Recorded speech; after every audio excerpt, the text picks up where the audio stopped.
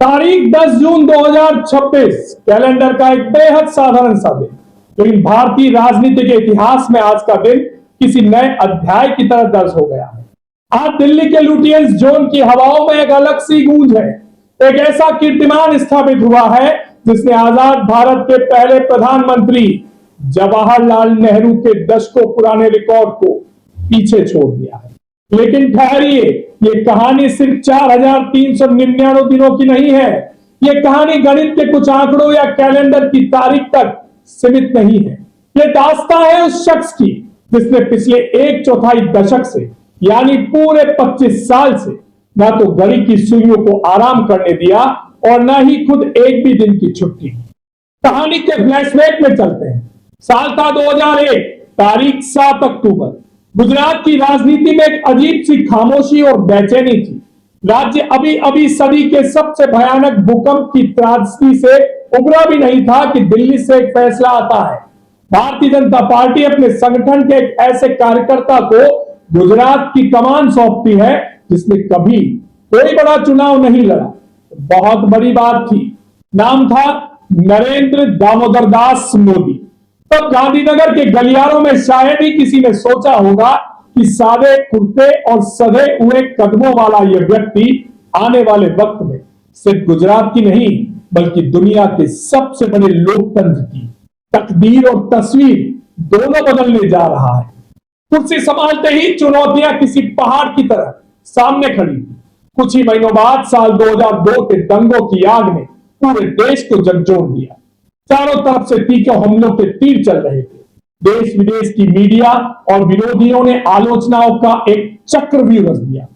लेकिन इस कहानी के नायक का मिजाज अलग था। उन्होंने तूफान से डरकर नाव पीछे नहीं हटाई, बल्कि प्रशासनिक नियंत्रण की पतवार को और मजबूती से थाम लिया। उन्होंने विवाद के शोर के बीच एक नया मंत्र फूंका, विकास। धीरे धीरे गुजरात बदलने लगा। सड़कों का जाल, 24 घंटे बिजली, उद्योगों का आना और देखते ही देखते गुजरात मॉडल देश के हर कोने में गूंजने लगा। लगातार 4 बार चुनाव जीतना कोई जादू नहीं बल्कि उस अथक परिश्रम का नतीजा था जिसने उन्हें विकास पुरुष की छवि दी। फिर आया साल 2014। दिल्ली की सत्ता का रुख बदल रहा था।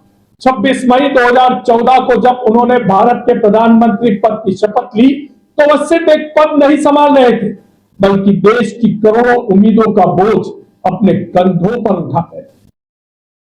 वहां से शुरू हुआ सफर आज 10 जून 2026 को एक ऐतिहासिक पड़ाव पर पहुंचा है। इन 4399 दिनों में देश ने बहुत कुछ बदलते देखा। फैसले ऐसे जिन्होंने देश को चौंकाया, चाहे वो नोटबंदी हो या जीएसटी का ऐतिहासिक टैक्स सुधार। संकट ऐसे जिन्होंने डराया, जैसे कोविड-19 की महामारी जिसने पूरी दुनिया के हाथ पैर फुला दिए थे। कई बार लगा कि अब परिस्थितियां बेहद कठिन हो चुकी हैं, लेकिन हर संकट के बाद वह व्यक्ति एक नए आत्मविश्वास और दोगुनी ऊर्जा के साथ देश के सामने खड़ा मिलता। समर्थकों ने इसे लोह इच्छा शक्ति कहा तो आलोचकों ने उनकी शैली पर सवाल उठाए।